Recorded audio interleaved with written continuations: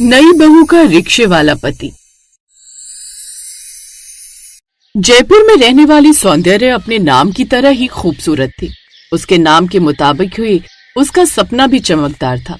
उसका सपना था कि उसका बड़ा घर, बड़ा बिजनेस, बड़ी गाड़ी और सबसे जरूरी उसके पास एक हैंडसम पति हो। तेरे शौक तो बिल्कुल किसी रईसों वाले हैं। अरे इतनी डिमांड रखेगी ना लड़के के लिए तो फिर तो तू कुंवारी रह जाएगी। अरे मैं सौंदर्य हूँ, सौंदर्य यूं ही हवा में सपने नहीं देखती।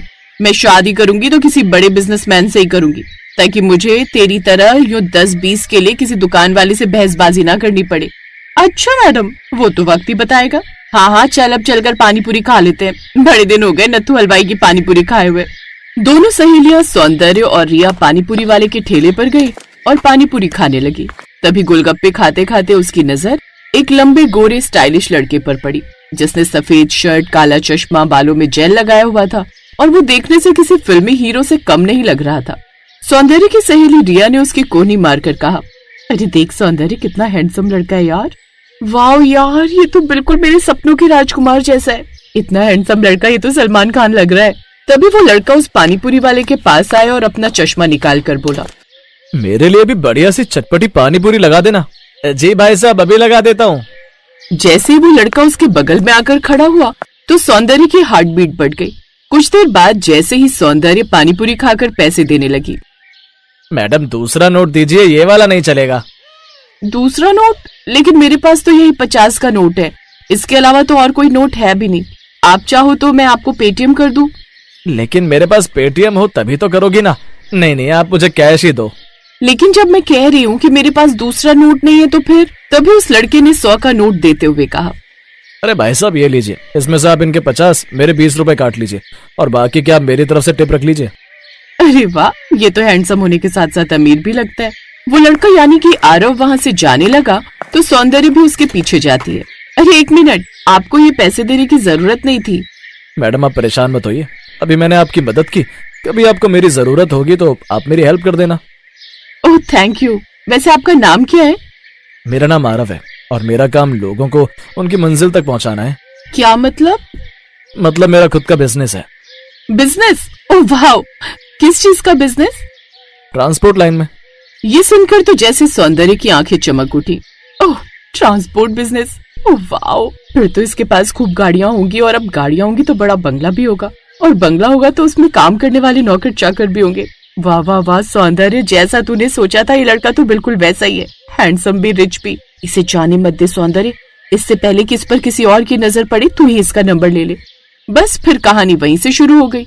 दोनों के नंबर एक्सचेंज हुए, उनकी मुलाकातें बढ़ी और दोनों को एक दूसरे से प्यार हो गया। मुझे लगता है अब हमें शादी कर लेनी चाहिए, इससे पहले कि पापा मेरी शादी कहीं और फिक्स कर दें।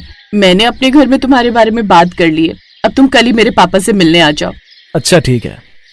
आरिफ के घर में उसके अलावा कोई नहीं था, इसलिए जब उसने अपने दोस्त रोनित को ये बात बताई तो उसने कहा, अरे बरखुदार रिश्ते की बात करने जा रहा है तो क्या अकेले ही जाएगा? रुक, मैं भी तेरे साथ चलता हूँ। और आज ही गैराज में एक बड़ी गाड़ी रिपेयर होने आई थी, मैं उसे ले चलता हूँ। वो क्या है ना, इम्प्रेशन अच्छा पड़ेगा। अच्छा ठीक है, लेकिन देर मत करना। फिर आरव और रोनित उस बड़ी सी कार में बैठकर चल पड़े। आधे घंटे बाद जब वो कार सौंदर्य के घर के बाहर रुकी तो उसके घर वाले भी ये देखकर खुश हो गए। कुछ देर बाद, बेटा बिजनेस कैसा चल रहा है? बस अंकल, भगवान की कृपा है। अंकल मेरा दोस्त बड़ा मेहनती है, सारा दिन खून पसीना एक कर बस मेहनत ही करता है। अरे वाह, ये तो बड़ी अच्छी बात है। आजकल के जमाने में मेहनती लड़के मिलते कहाँ हैं? मुझे तो अपनी बेटी की पसंद पर नाज है। ये सुनकर सौंदर्य मुस्कुरा दी। ऐसे ही दिन बीतने लगे। कुछ दिनों बाद उनकी शादी धूमधाम से हुई। बैंड बाजा बारात सब था शादी में। शादी कर अपने ससुराल पहुंची सौंदर्य, लेकिन जैसे ही उसने घर देखा उसकी आंखें फटी की फटी रह गई।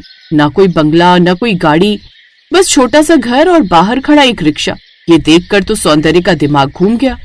है ये कैसा घर है? हो सकता है इनका पुश्तैनी घर हो, पहले बहू को यहीं लाते हो। अब आस पड़ोस की औरतों ने उसका गृह प्रवेश करवाया। शादी के पहले दिन ही वो आरव से कोई सवाल नहीं करना चाहती थी। साथ ही वो शादी की रस्मों में काफी थक भी गई थी, इसलिए वो चुपचाप सो गई। लेकिन फिर अगली सुबह जब वो रसोई में खाना बना रही थी, आरव उठ जाओ, ऑफिस जाने के लिए देर हो जाएगी। वो ये सब कही रही थी कि तभी आरव तौलिया कंधे पर रखकर बाहर आया। मैं तो कब का जाग गया मैडम, अच्छा तुम जल्दी से नाश्ता बनाकर थोड़ा लंच के लिए भी बांध देना। ऐसा कहकर आरव बाहर जाकर अपने रिक्शे को साफ करने लगा। अंदर से सौंदर्य ने जब उसे ऐसा करते देखा तो झट से बाहर आई। अरे अरे अरे, ये तुम क्या कर रहे हो आरव? किसी के रिक्शे को तुम क्यों साफ कर रहे हो? तुम्हें ऑफिस जाने के लिए देर हो जाएगी। किसी का रिक्शा मतलब? अरे ये रिक्शा मेरा है और यही तो मेरा ऑफिस है। ऑफिस? हाँ, मेरा बिजनेस यानी कि रिक्शा सर्विस। ये बात सुनते ही जैसे सौंदर्य के पैरों तले जमीन खिसक गई। क्या?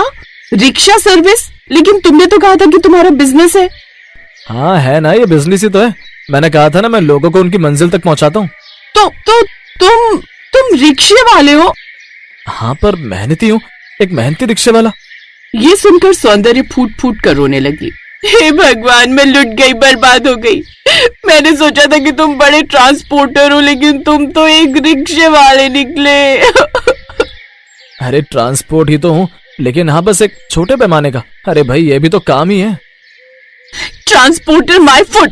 अब मैं अपनी सहेलियों को क्या मुंह दिखाऊंगी कि मैं उनसे बड़ी बड़ी बातें करती थी कि किसी बड़े बिजनेसमैन से शादी करूंगी, लेकिन मेरा पति तो एक रिक्शे वाला निकला। हाय रे मेरी किस्मत। उस सारा दिन वो बस रोती रही और खाना भी नहीं खाया। आरव ने भी उसे मनाया, लेकिन वो तो जैसे कुछ सुनने को तैयार ही नहीं थी। फिर आरव भी रिक्शा लेकर काम पर चला गया। अगले 2 दिन तक सौंदर्य अपने कमरे में भी पड़ी रही। बस सौंदर्य, जो हुआ वो सब अनजाने में हुआ। मुझे लगा तुम सब समझती हो। अगर मुझे पहले पता होता तुम्हें एक अमीर पति चाहिए, प्यार करने वाला नहीं, तो मैं पहले ही पीछे हट जाता। ठीक है, अगर नहीं बात करनी तो मत करो, लेकिन प्लीज खाना खा लो। और सच कहूं तो मेरा इस दुनिया में कोई नहीं है। तुम भी कहीं मुझे छोड़कर न चली जाओ, इसीलिए मैंने तुम्हें सारी बात नहीं बताई। सौंदर्य भी उसकी बातें सुनकर पिघल गई और वो मुस्कुरा पड़ी। चलो सौंदर्य, आज तुम्हें अपने बिजनेस की सैर कराता हूँ। अब वो सौंदर्य को अपने रिक्शे पर बिठाकर घूमने निकल गया। रास्ते में जब रेड लाइट हुई तो उसकी एक सहेली अपने पति के साथ ऑल्टो गाड़ी में बैठी हुई थी, जिसका सौंदर्य अक्सर मजाक उड़ाती थी। तेरे पास तो ये कितनी छोटी सी गाड़ी है। मुझे देखना, जिससे मैं शादी करूंगी ना, उसके पास तो 5 स्टार गाड़ी होगी कि जब सिग्नल पर आकर हमारी गाड़ी रुके तो सब देखते ही रह जाए। अरे सौंदर्य, तू तो अपनी 5 स्टार गाड़ी में घूम रही है। वैसे तूने ठीक ही कहा था, सिग्नल पर सबकी नजरें तुझ पर ही होंगी। अंजलि की बातें सुनकर सौंदर्य का चेहरा टमाटर जैसा लाल हो गया। कुछ देर बाद वो आगे बढ़े तो रास्ते में एक बूढ़ी अम्मा दर्द से तड़प रही थी। उनके पेट में काफी दर्द था। वो सबसे मदद मांग रही थी, लेकिन किसी ने उसकी मदद नहीं की। तभी आरव ने अपना रिक्शा रोका और उस बूढ़ी अम्मा को जल्दी से अपने रिक्शे में बिठाकर डॉक्टर के पास पहुंचा दिया। ये देख सौंदर्य को बड़ा अच्छा लगा। फिर आरव ने उसे अपने रिक्शे पर सैर करवाई। शाम के वक्त जब रिक्शे पर धीमी धीमी ठंडी हवा चल रही थी तो उसे बड़ा अच्छा लगा।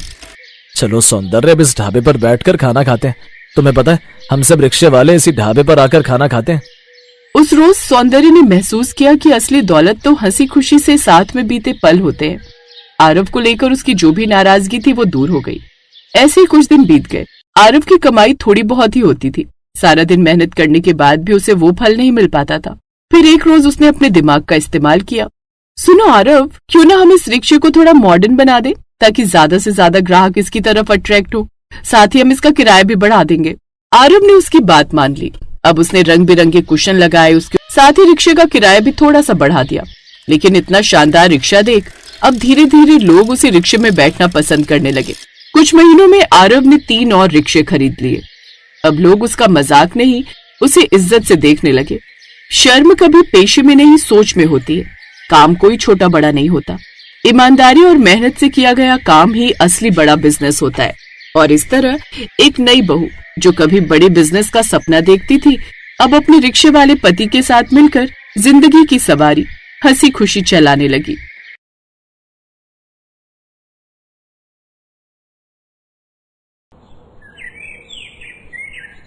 तो दिशा, कॉलेज कैसा चल रहा है? बढ़िया पापा। अच्छी बात है। वैसे कॉलेज के बाद का क्या सोचा है? मेरा एकदम क्लियर है पापा। पोस्ट ग्रेजुएशन के बाद कहीं ना कहीं प्लेसमेंट हो ही जाएगी किसी अच्छी कंपनी में। बस फिर बाकी जिंदगी आराम से जॉब करनी है। वो सब तो ठीक है, लेकिन शादी वादी के बारे में क्या सोचा है? माँ प्लीज, फिर वही बात।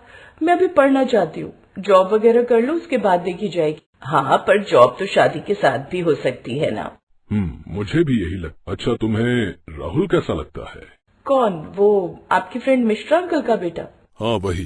ठीक है डैड, पर वो हाई फाई है बहुत, मेरे टाइप का नहीं है। और आप चिंता मत करो, जब आपकी बेटी का लाखों का पैकेज होगा ना, तो ऐसे कई राहुल आएंगे आपके पास मेरा हाथ मांगने। दिशा की बात सुनकर उसके पिता विजय और उसकी माँ निधि मुस्कुरा दिए। दिशा अपने माँ बाप की इकलौती लड़की थी। विजय एक फैक्ट्री के मालिक थे, तो घर में पैसों की कोई कमी नहीं थी। उन्होंने दिशा का एडमिशन शहर के सबसे अच्छे कॉलेज में करवाया था। नाश्ता करने के बाद दिशा कॉलेज के लिए निकल गई। फिर शाम को कॉलेज के बाद, हाय आदि, कैसे हो? दिशा, मैं एकदम ठीक हूँ, तुम बताओ। हाँ ठीक हूँ मैं भी। क्या हुआ, कोई बात है क्या? हाँ यार, तुम मेरी थोड़ी सी हेल्प कर दोगे क्या? कल मैम ने क्या पढ़ाया मेरी कुछ समझ में नहीं आया। तुम हंस क्यों रहे हो? सोच रहा हूँ कि इतने बड़े कॉलेज में पढ़ने वाली लड़की सरकारी कॉलेज में पढ़ने वाले लड़के से हेल्प मांग रही है। ज्यादा नखरे मत दिखाओ, बताने तो बताओ वरना मैं जा रही हूँ। अरे रुको तो सही। अच्छा बाबा सॉरी, लाओ बताओ क्या समझ में नहीं आया? दिशा और आदित्य एक दूसरे से प्यार करते थे, लेकिन सामान्य घर का आदित्य उसी शहर के सरकारी कॉलेज में पढ़ता था। वो दोनों इंटर कॉलेज कंपटीशन में मिले थे और फिर वहीं से एक दूसरे को चाहने लगे। लेकिन ना तो आदित्य ने अपने घर में दिशा के बारे में किसी को कुछ बताया था और न ही दिशा ने अपने घर में। फिर थोड़ी देर बाद, अब बताओ, अब सही है, समझ में आया ये चैप्टर? वाओ यार, तुम्हें तो टीचर होना चाहिए। ओह थैंक यू, पर मुझे कुछ अलग करना है यार लाइफ में ना। हाँ सही बात है, तुम्हारे कॉलेज में तो प्लेसमेंट भी नहीं होती ना। नहीं, मेरे कॉलेज से तो बस डिग्री मिल जाए वही बहुत है। वक्त गुजरता गया। दिशा और आदित्य अब एक दूसरे को और चाहने लगे थे। कुछ महीने बाद आदित्य की जॉब लग गई और वो एक कार एजेंसी में मैनेजर बन गया, जिसके बाद आदित्य और दिशा ने शादी करने का फैसला किया। क्या एक मामूली सा मैनेजर? अरे क्या तनख्वाह होगी उसकी? मुश्किल से 20-25 हजार। बस क्या करोड़पति बाप की इकलौती बेटी यही डिजर्व करती है? अरे कल को तेरा खुद का लाखों का पैकेज लगेगा, तू अच्छी कंपनी में काम करेगी, अपने कलीग्स को क्या बताएगी कि तेरा पति एक मामूली मैनेजर है। और तुम्हारे उस फैसले का क्या हो कि पहले जॉब करूंगी, पैसे कमाऊंगी, फिर शादी करूंगी? विजय और निधि दिशा के फैसले के साथ नहीं थे। उधर आदित्य के घर में भी यही हाल था। देख बेटा, मेरी बात मान। बड़े बुजुर्ग कह गए हैं कि कभी अपनी औकात से बड़े घर से रिश्ता नहीं जोड़ना चाहिए। देख बेटा, उसके माँ बाप को तो यही लगेगा ना कि हम लालची हैं, दहेज और पैसा चाहते हैं। अरे क्या जरूरत है इस सब की। दोनों परिवार मना करते रहे, लेकिन न तो दिशा मानी और न ही आदित्य, और दोनों ने शादी कर ली। शादी के बाद दिशा आदित्य के घर आ गई। आदित्य के घर में उतनी सुविधाएं नहीं थी, लेकिन आदित्य के साथ शादी करके वो खुश थी। सब कुछ ठीक चल रहा था, लेकिन फिर एक दिन, आदि जल्दी इधर आओ। क्या हुआ दिशा, बहुत खुश लग रही हो? पापा मम्मी आप भी आओ ना। अरे पर हुआ क्या, ये तो बताओ। ये लो आदि, इसे जरा जोर से पढ़ो तो। आदित्य ने वो लेटर पढ़ना शुरू किया जो दिशा ने उसे दिया था। वो एक बड़ी IT कंपनी का ऑफर लेटर था। उस कंपनी में दिशा को जॉब मिल गई थी। पूरी 70,000 सैलरी? अरे बाप रे। है ना, मुझे भी यकीन नहीं हुआ था आदि। सोचो हर महीने 70,000 रूपए मिलेंगे। अरे वाह, तूने तो नाम रोशन कर दिया बहू। रुक, मैं अभी सबके लिए हलवा बना कर लाती हूँ। दिशा की जॉब लगने से पूरा परिवार खुश था, लेकिन पैसा अच्छों का दिमाग खराब कर देता है। धीरे धीरे दिशा अपनी सैलरी महंगे कपड़ों और जूतों पर खर्च करने लगी। तब उसे ज्योति और आदित्य ने समझाया, दिशा तुम्हें कुछ पैसे सेव भी करने चाहिए। हाँ बेटी, अच्छा कमाती हो तो थोड़ा बचत भी करना सीखो। बस मुझे ना आप लोगों की इसी बात से दिक्कत है। अब हम अमीर लोग हैं मम्मी, क्यों आप ये गरीब टाइप बातें करती हो? दिशा की बात सुनकर ज्योति चुप हो गई। वो समझ गई थी कि अब दिशा के सिर पर पैसा सवार हो गया है।